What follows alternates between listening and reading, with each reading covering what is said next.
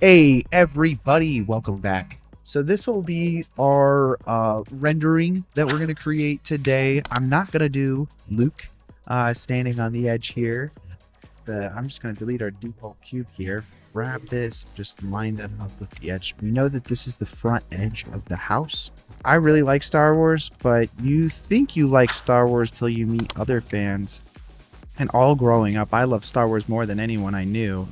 And then it became like this thing where you go to college and you meet like actual huge fans and they know the names of every droid and every, like, I'm sure this thing has a name here. And I unfortunately do not know what that name is. I do find with like Star Wars nowadays, I'm finding that like the fan creative projects are just so much better. And why is that? Like they have less resources. Is it just the passion? I mean, we've seen that happen quite a few times. But yeah, I've worked on many films like that. Many films where they'll ask to do some kind of like VFX shot and they really can't afford to. We're just going to grab this edge here and I'm just going to add like a bit of a dent to it. And then on the front here, I kind of want to add a bit of a handle. I'm going to probably add in like a subdivision surface here as well to really smooth things out. But then we'll do a handle as well.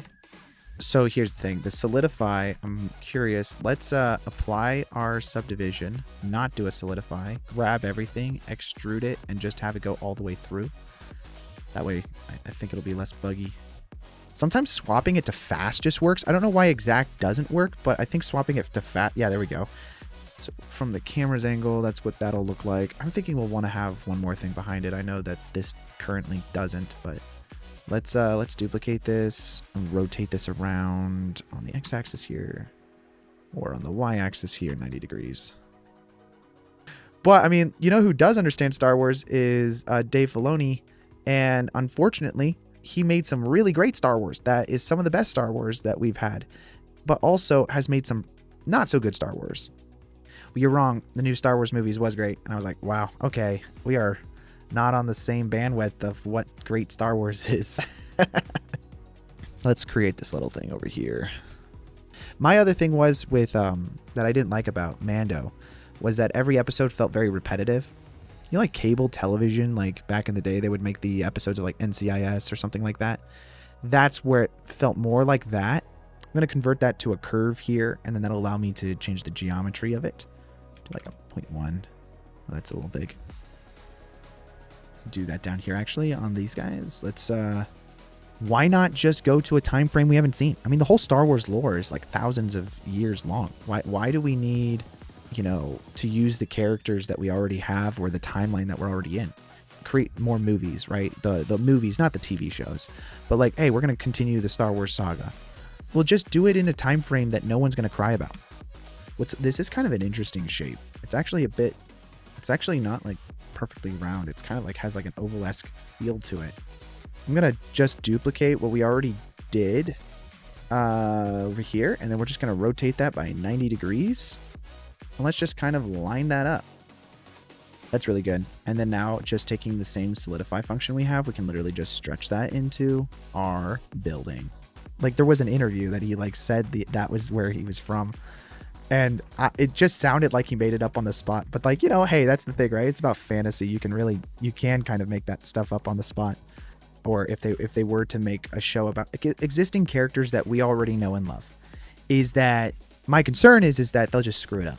And at this point, I'm like, hey, just don't touch the existing characters. Go make yourself new characters, you know? And I think that's, you know, a problem that they're trying to figure out. But I think the easiest solution, honestly, is just don't use characters that everybody already likes. Make new ones. Gonna move that down and just kind of like line that up. I don't even know what this is. Is this a security camera? Place this there and we'll just rotate it around slightly. The other problem that they have is that are people going to go watch new characters that no one's ever heard of in a storyline that no one's ever heard of? Or are they going to want to watch characters that they already know that they like because, well, they know they like it? Are people actually going to go pay money to go watch a show with characters that they've never heard of? Probably less likely. Just adding a little extra detail here. Let's actually take it into edit mode. We're going to duplicate it outwards to about right here. And then let's go back to wireframe mode. And then I want to grab this version and then move it outwards to about here. And that way we have two cubes kind of going onto the inside apex of this. I'm actually going to delete this cube.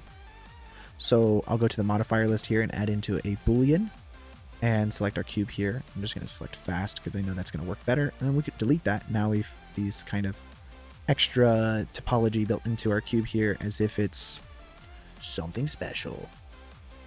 On this side though, to add in a grate, what I'm going to do is I'm going to duplicate or add in a bunch of edge loops here.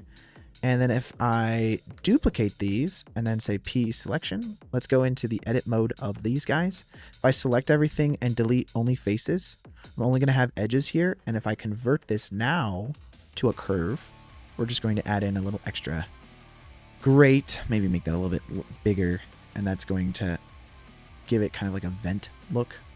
I wouldn't say I loved it, but I certainly liked it more than some of the other stuff that I've seen. It's hard to tell because at this point we're kind of just accepting anything that's like pretty decent.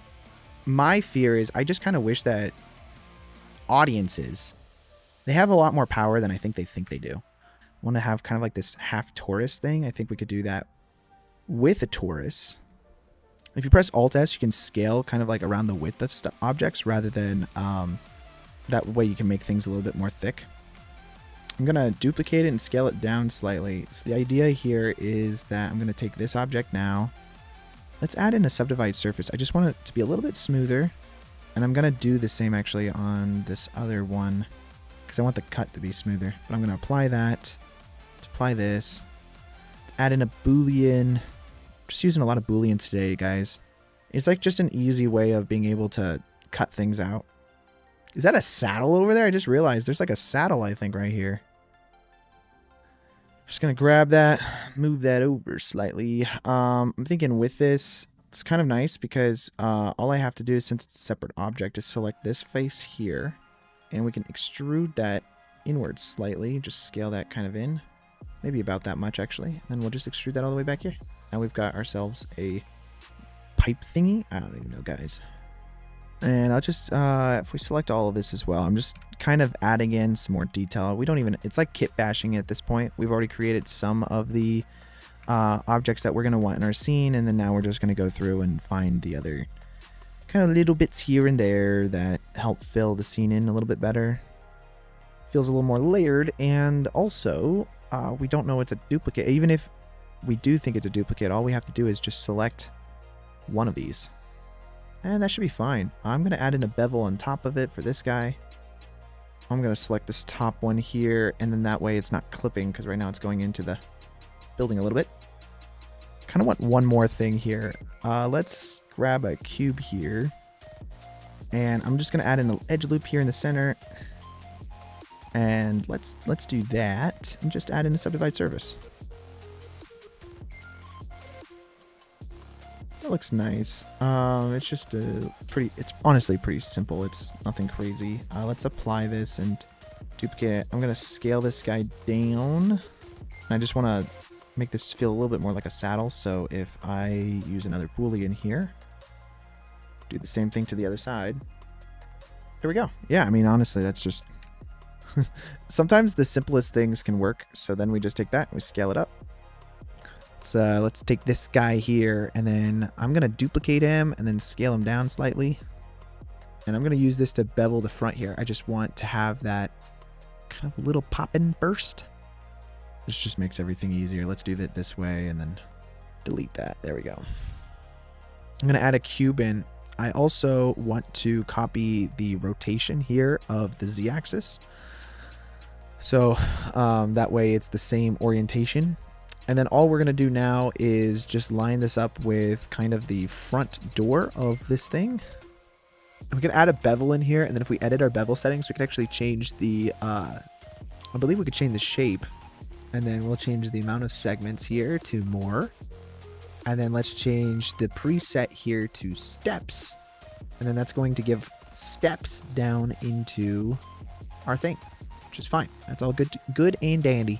Now, if we go back to solid view here, I'm going to go to modifiers list and then add in a Boolean and select our cube, hit fast, and now we delete that. it's going to have stairs that go down into the underground. All right, so we're gonna have to scale everything. Ooh, just scale everything to be a bit wider because that's what we want it to be. And maybe even just a little wider. Is that way too? No, not too much. I'm gonna grab this top piece here and just gonna scale it down. I think I'm a huge binge show watcher person. I really like binging shows. I'm not much of a guy that likes to watch things over the course of weeks where it comes out 1 week at a time. Let's add a bevel in here, and then let's just change the distance on this thing. A little extra detail, just like a nice decal or something like that. 789 don't exist. I mean, can we pretend that they don't? Are we allowed to make that decision? Kind of gonna join all these together. It's gonna help us with texture painting later, that's for sure. I'm thinking it might do us better, at least with the painting phase of things, to convert this back to a mesh and then to join this back into the real world. And now when we paint this box, it's actually going to paint both at the same time. Is this the dumb way of making this type of pipe? Someone please tell me that there's a better way than this. I'm wondering, as a filmmaker, how much control you would really have over stuff like that. Because no one really knows until, you know, you're in that room and you're trying to get something that you think is clearly correct, or to you at least, and maybe the suits don't like it. Let's see. I'm gonna add in a landscape here. Okay, that should work fine. I'm just taking these landscape mounts, which by the way you can enable directly inside of Blender preferences. So let's go ahead and select all of these landscape options here and then just join them together. Now, if we go into our sculpt mode, they're all just one big object. So I'm just going to smooth out different parts of it. I just feel like it's a little too pointy and we're going to want it to be less so. I don't know that smoothing is necessarily what I want. Let's see. Kind of want it more flattened, if anything, but I don't want it to change the topology all that much. So let's use the grab tool here and then just manually grab some areas and just kind of line that up with the rest of our environment. It's iconic because it's Luke Skywalker. Luke Skywalker is the part that's iconic.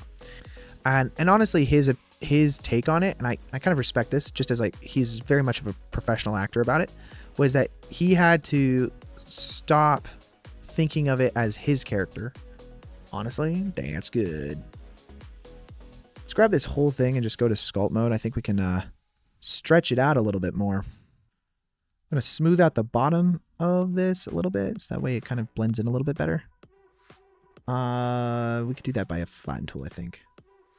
And kind of like an overall grab just to make it feel less pronounced. Just take everything and subdivide it a few times. I'm also thinking we'll probably want to use a multi-res. So let's do that real quick and I'll hit the subdivide button. I'm going to keep it simple. Actually, it's just bad topology because of the Boolean that I used, but I'm wanting to kind of smooth out this area here specifically. So I might just add a bevel and just do it this way. Okay.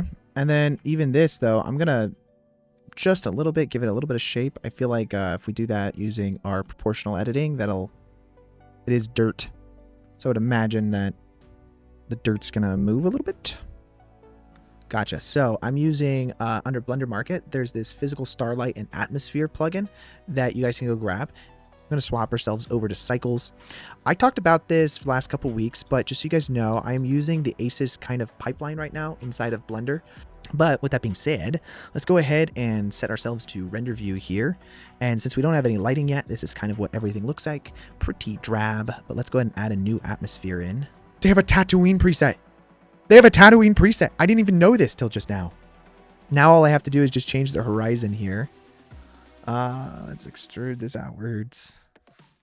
And then our camera, let's see. I got to clean up all of this. This is so disorganized. But with our camera settings selected, I need to also change, let's uncheck that now. This to be like a 1,000. There we go. Our ground goes to 1,000.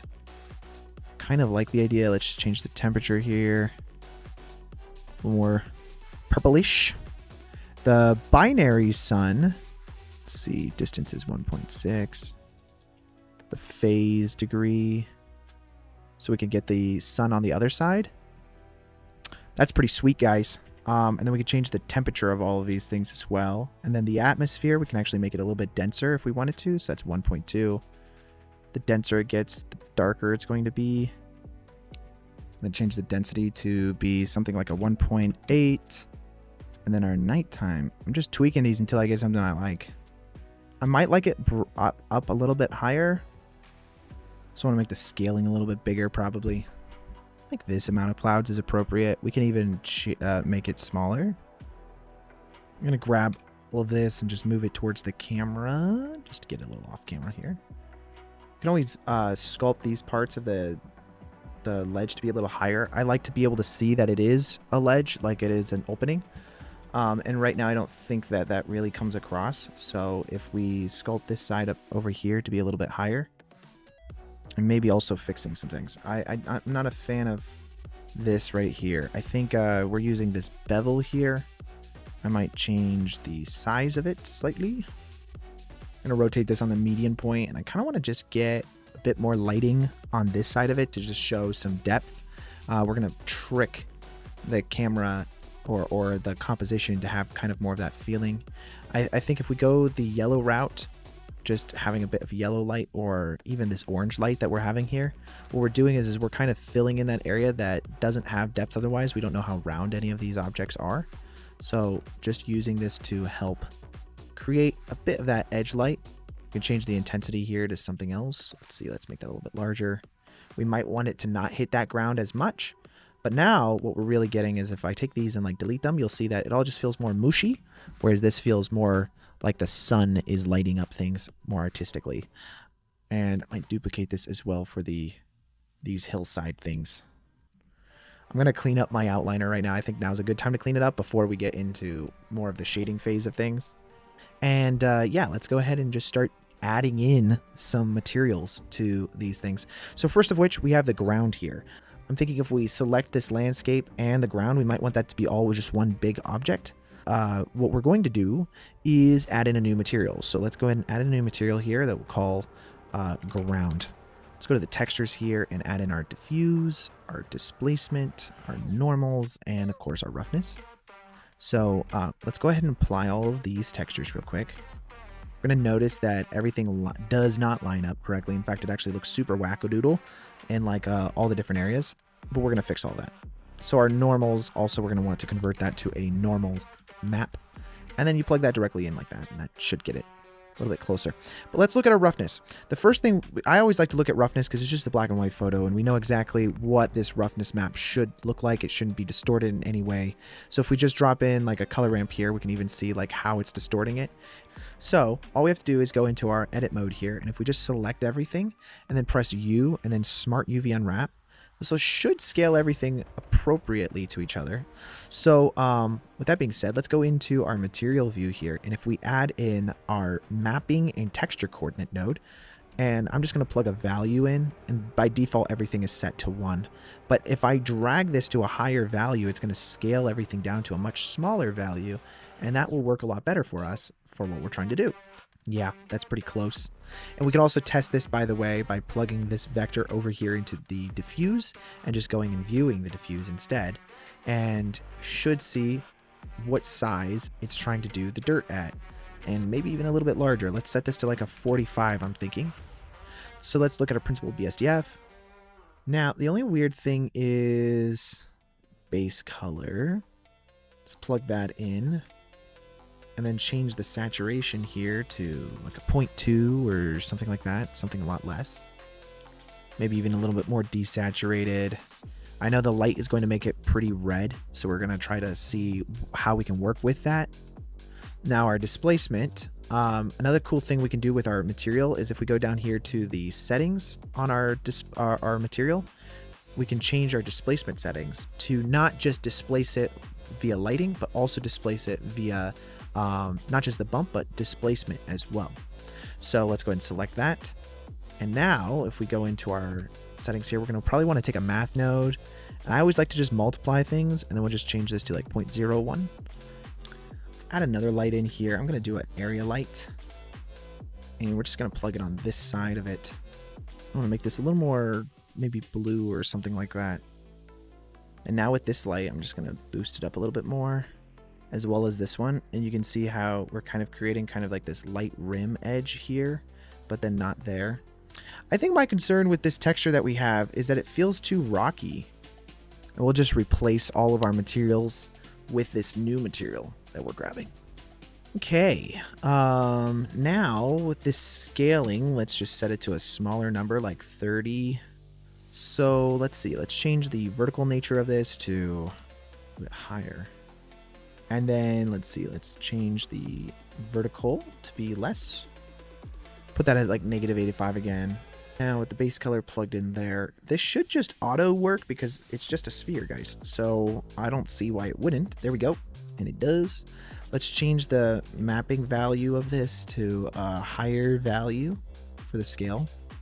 And then this can get plugged into all of our other textures that we have as well for our vectors. So let's go ahead and do that. And then we'll hand paint in the other aspects of it. So we have our roughness here that'll get plugged into our roughness. And then our normals get plugged into our normals, but we have to convert that to a normal map. And this just gets plugged in there. And now this then also gets plugged into our displacement, which gets plugged into the displacement here. Okay. Let's see, change the value here to like 10. You know, honestly, that's pretty cool. And then we can use this same material actually for literally every other part of the thing. So let's just select crack concrete. And then the only other thing I have to do is go into it. Oh, well, there's still a bunch of modifiers, so I have to apply all the modifiers. And then once that's all applied, I can select everything and then hit Smart UV Project. And that should just work. It's so weird how repetitive that feels. That feels extremely repetitive. Also, normally don't have to scale them up this freaking large, but it's a little bit better for that.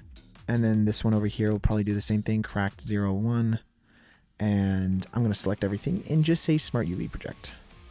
It's also really cool. I mean, obviously this is the whole point of it, but it's also really cool just to see the new tech that is coming out in this area. Let's add crates here. Sometimes you could take this roughness, by the way, especially for metallic type things. Let's just look at this real quick. You'll notice that, first of all, it's completely broken. I'm going to make this metallic. I think if we view that now, we're going to get a darker material. I'm going to remove that image that we have.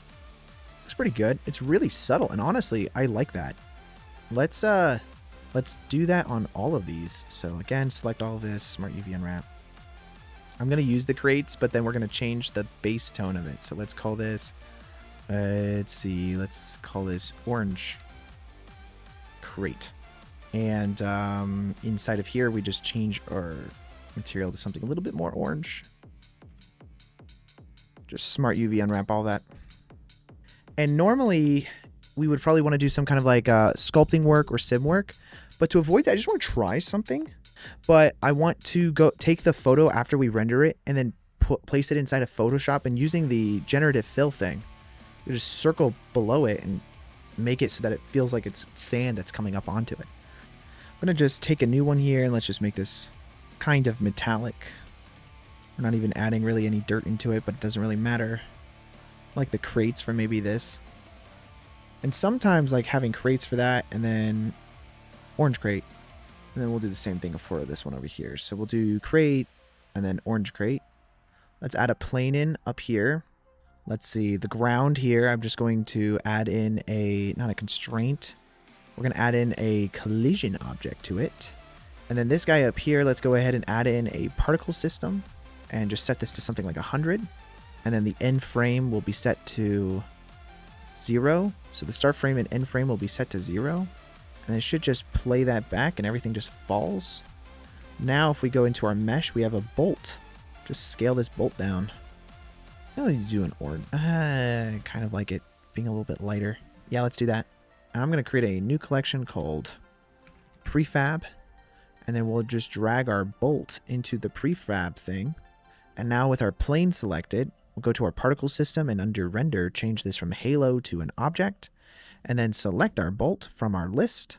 And now if we hit the play button, it should just drop all of these guys. And now they all bounce. Also, the scaling is super whack on this, so let's just change the scaling of these to be a little bit larger. And then let's turn on rotation. We will change the stickiness to be way freaking higher. We'll change the friction to be way freaking higher. Just go to solid view, it'll play back faster. We hit the play button, and then all these bolts are just going to drop to the ground. Now, their orientation is all the same, so we might want to adjust that. So let's go back over here to our particle settings.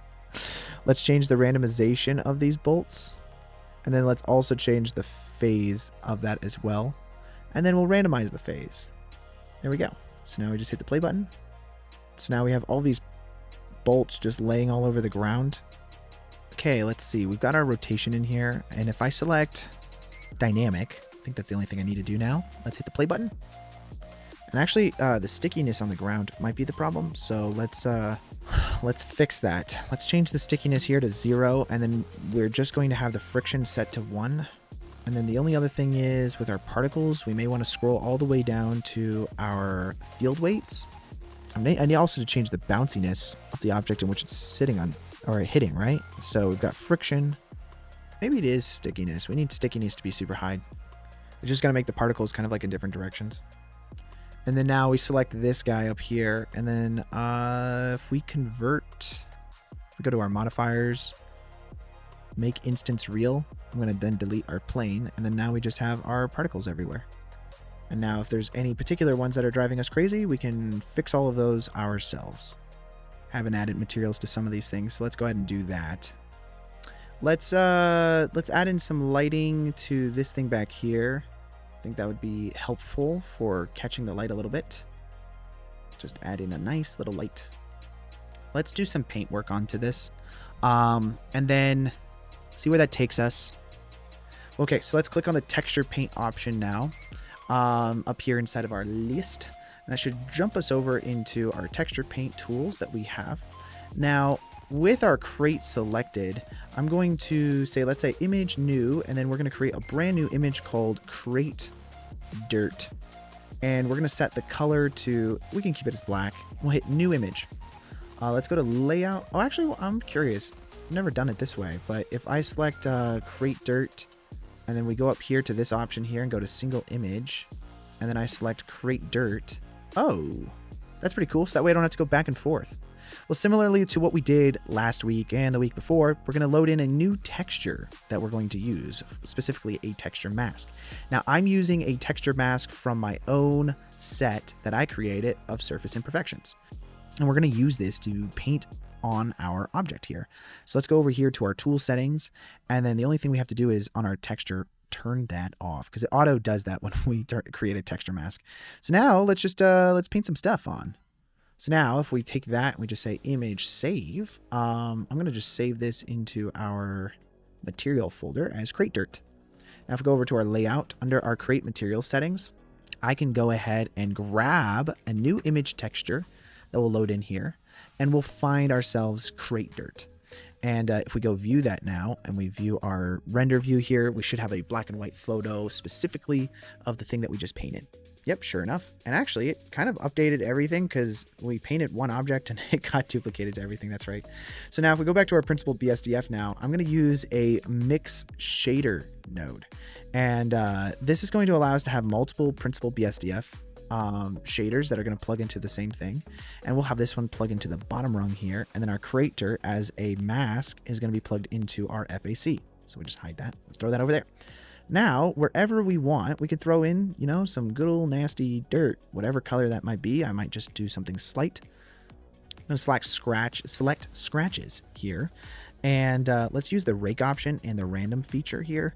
But we're just going to drag in some more paint here. We're just adding in a little bit more detail to some of these different areas. I think compositing wise, we're probably going to do a little bit more work. But let's take these lights here and we're going to duplicate them and just rotate them around. Okay, I'm going to try this. We're going to see how this looks. Let's go to our render settings here real quick and then change the max samples to 1024. And then we're going to render this out and then we'll see what we can do in some color grading things.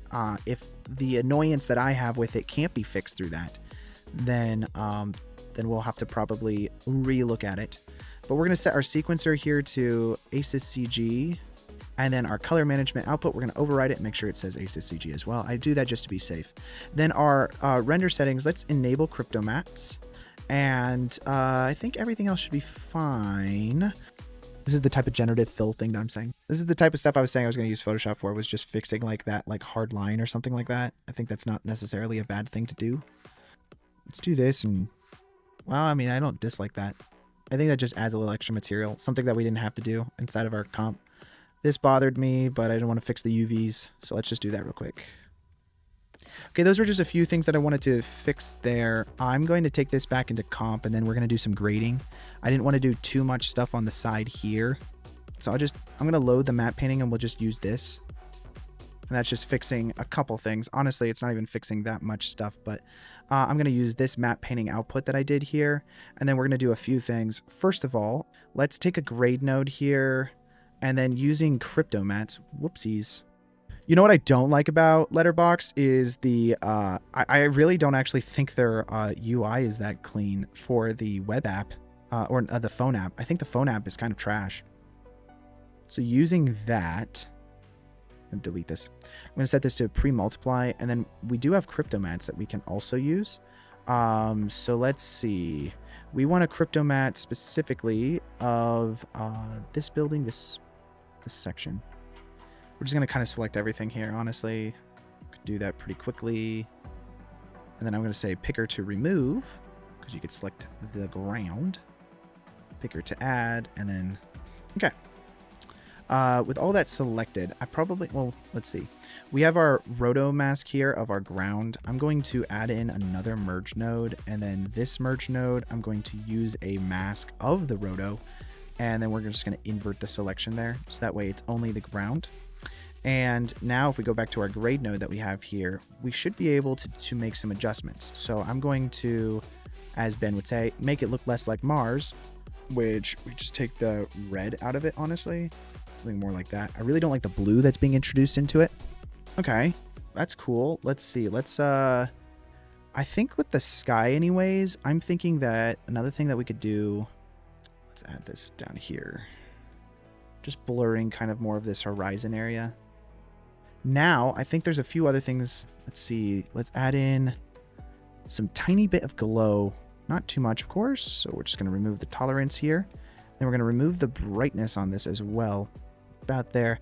I just want to change the amount of it, because we're just going to add an ever so slight amount to the highlights.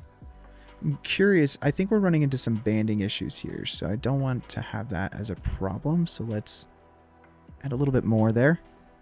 Actually, I think that really works nicely. I don't like how blue the stone right here starts to feel. I also don't like how this just feels so blah. So let's add in a grade node after the grain, because this will be like a quote-unquote post-processing of the camera that's happening here. Select this section down here. I might even have it go up a little bit on this side. And then we'll pre-multiply this and blur it. Let's blur it by like 300. And that's going to get us like a nice mask around the edges there. And so now if I go look at this, let's go ahead and change this value to be a little bit darker. Just roughly get this selected. I mean, I'm not too concerned about it. It's just a color thing. We'll just add another blur node in, just blur this a little bit more. I'm going to change the white point here. We're just going to remove some of that blue.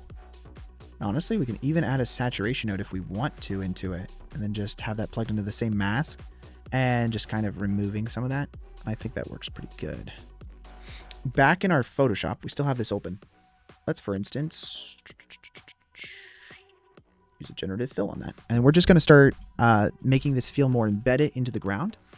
I actually even like the contact shadows it added there. I think that looks pretty good. Another one is just like this whole section back here. Just have more of a dissolve between the two of them. Because right now it feels very much like it's two different objects. Feel a little less. I'm just going to do this for some of the objects. It doesn't have to be everything, but just a couple things here, a couple things there. Let's take the toe real quick. Okay, and then I'm thinking a lens distortion, and then we might want to start adding in some kind of atmosphere as well to this thing. And then just blur a few more things on this. But I do think that maybe adding some kind of atmosphere would be nice. And let's see. Tag this as the correct color input. But let's take this. I'm going to take it before the redistortion, and we're going to merge on top of it this fog that we have. And let's use the plus functionality of this. and let's use like a grade node or something like that. But what we could do is use a constant, and then the constant will be set to that weird value that we received earlier. And then let's take this multiply that we have here. Now, whatever we set this color value to, which I'm thinking we'll actually probably do it this way. Let's take that brown, and then now that's going to multiply it onto there. And then we take this, and then we're going to merge this on top of the rest of our scene. So now just changing this color value will allow us to get exactly what we want. So let's use this transform, place this a little bit lower, and voila. Now we've got that kind of like musty effect that we have here. So we do have this dust, but it's just like an overall layer. You're probably right. We could maybe do something that's a little bit more like dusty dust. Let's see, let's drop this in real quick. So ideally this is going to be 709. Just merge this over top of everything here and do another transform just to get that to work. But now it's just gonna be plus, I think. Let's use like a time offset. I don't want to have to move my actual cursor because I am using smoke as well. Let's see what later looks like. I want it to feel like it covers more of the screen. We have that. I think that looks nice. Let's add another transform node in, merge these two together, and then this transform node here, we just move this down, and we're gonna kind of like duplicate our particles basically. This is gonna be a plus. So now we're getting double the particles that we would have. Now all of these, let's use a grade node and then set the white point through this to be more of a brown color. It's a little bit darker, something a little more subtle. And then that way, that's just adding in kind of like these couple particles that you would have. And it's probably really hard for you guys to see on the live stream, but it's just adding in these extra little particles on the shot. I like that part of adding in those few extra particles. I think that's nice. You know, it just gives it like that extra flair. And we can even add as much more in as we'd like. All we have to do is just, you know, use another transform node, for instance, and then just paste the stuff all over. I'll probably just make that a little bit lower. Let's just clean up my nodes real quick. And then this is what the final nodes will look like. This is the final render, guys. And I will see you guys next time for Tuesday. We're doing a live stream this coming Tuesday. Talk soon. Bye.